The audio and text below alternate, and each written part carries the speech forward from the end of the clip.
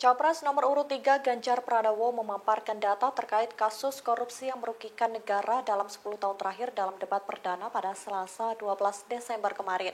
Ganjar mengatakan data ICW menunjukkan kerugian negara akibat korupsi mencapai 230-an triliun dalam 10 tahun terakhir. Faktanya, data ini berbeda dengan yang diterbitkan Indonesian Corruption Watch atau ICW. Berikut data kerugian negara akibat korupsi dalam 10 tahun terakhir. Pada tahun 2013, kerugian negara mencapai 3,46 triliun. Pada tahun 2014, kerugian negara mencapai 5,29 triliun. Kemudian pada tahun 2015, kerugian negara mencapai 3,1 triliun. Kemudian tahun 2016, kerugian negara mencapai 1,47 triliun. Selanjutnya pada tahun 2017, kerugian negara mencapai 6,5 triliun. Pada tahun 2018, kerugian negara dilaporkan mencapai 9,2 triliun.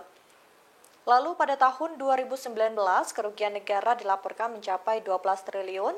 Pada tahun 2020, kerugian mencapai 56,7 triliun. Dan tahun 2021, kerugian mencapai 62,9 triliun. Serta pada tahun 2022, kerugian negara mencapai 48,7 triliun. Berdasarkan data tersebut, total kerugian negara akibat korupsi dalam 10 tahun terakhir yakni mencapai 209,32 triliun. Yang pertama dari si penegakan hukumnya dulu. Maka kalau saya mulai dari sini, maka yang mesti dilakukan adalah pemiskinan. Yang kedua, perampasan aset. Maka segera kita bereskan undang-undang perampasan aset dan untuk pejabat yang korupsi bawa ke Nusa Kambangan. Agar bisa punya efek jera bahwa ini tidak main-main. Namun yang perlu diberikan adalah contoh dari seorang pemimpin. Bahwa dia hidup sederhana, dia tidak bermewah-mewah, dia mengajarkan bagaimana integritas itu dibangun. Untuk para pejabat, ada dua yang penting sekali.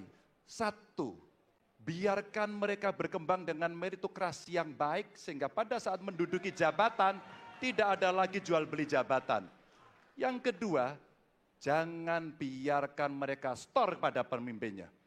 Kalau ini terjadi, kerunyaman itu akan muncul.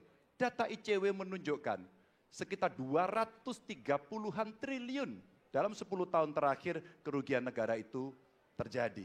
Dan ini ekuivalen kalau bisa kita pakai untuk membuat puskesmas kira-kira 27.000. Terbayangkan oleh kita, edukasi itu mesti kita tunjukkan dengan sekali lagi teladan dari seorang pemimpin dan pemimpin tidak boleh ragu untuk memutuskan itu. Masih ada waktu Bapak, akan berapa?